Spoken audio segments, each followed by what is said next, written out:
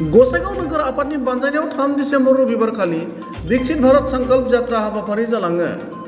भारत सरकारनि मोनफ्रोमबो बिथांखिफोरखौ रायजो राजाफोरनो मिथिहोनायजों लोगोसे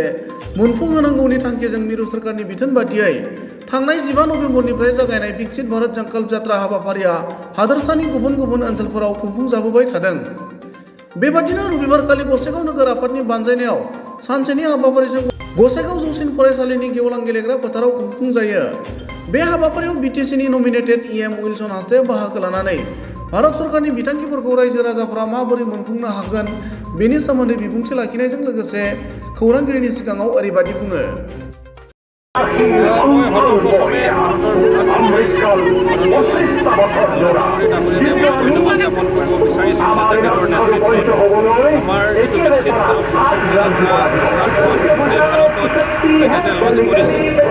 জৰিয়তে আমাৰ ভাৰত চৰকাৰৰ যিমান আঁচনি আৰু সা সুবিধাবিলাক আছে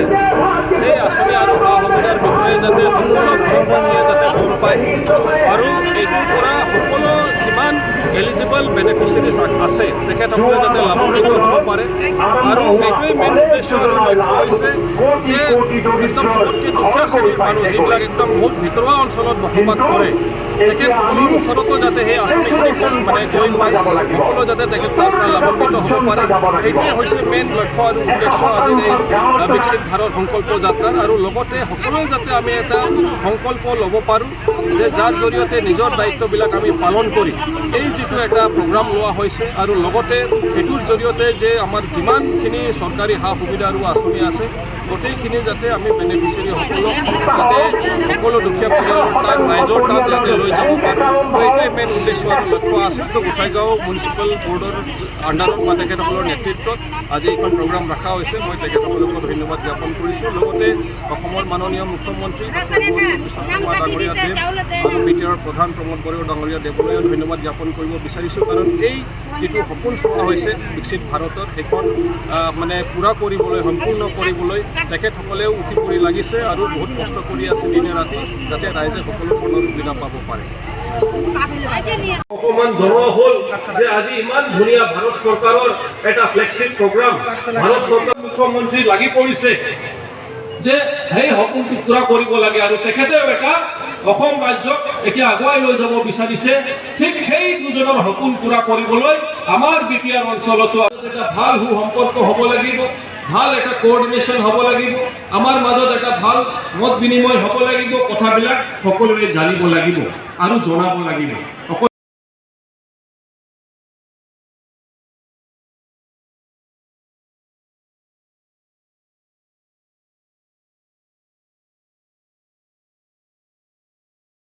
এই যিটো সপোন চাইছে আমাৰ অসম ৰাজ্যখনক টপ 5 ৰাজ্যৰ ভিতৰত লৈ যাবলৈ ইয়াত প্ৰত্যেকজন যেতিয়া নিজৰ নিজৰ দায়িত্ব পালন কৰিম নিশ্চয় সেই স্থানত আমি গৈ পাম। আৰু তাৰ ভিতৰতে মুখ্যমন্ত্ৰী ডক্টৰ হিমন্ত বিশ্ব শৰ্মা ডাঙৰীয়া দেৱকো আমি ধন্যবাদ জ্ঞাপন কৰিব লাগিব, কাৰণ তেখেতে যি ধৰণৰ কষ্ট কৰি আছে যাতে এই সপোনটো যাতে পূৰা হয় আৰু সেইকাৰণেও তেখেতে অসম হিচাপে এটা সপোন চাইছে যে টপ 5 লিষ্টত যাব লাগিব, টপ 5 ৰাজ্যৰ ভিতৰত অসম এটা ৰাজ্য হ'ব লাগিব। সেইটো এটা সপোন চাই তেখেতেও লাগি পৰিছে। উন্নত ভাৰত চাবলৈ এই সপোনটো বাস্তৱ ৰূপত চাবলৈ তেখেতেও দিনে ৰাতি লাগি পৰিছে আৰু সেইকাৰণে আপোনালোকক ধন্যবাদ জ্ঞাপন কৰিছোঁ যে আপোনালোকে আজি ইয়াত উপস্থিত হৈছে কথাবিলাক জানিবলৈ আৰু লগতে বেলেগক জনাবলৈ। আৰু এই যিটো এটা প্ৰচেষ্টা চলি আছে মই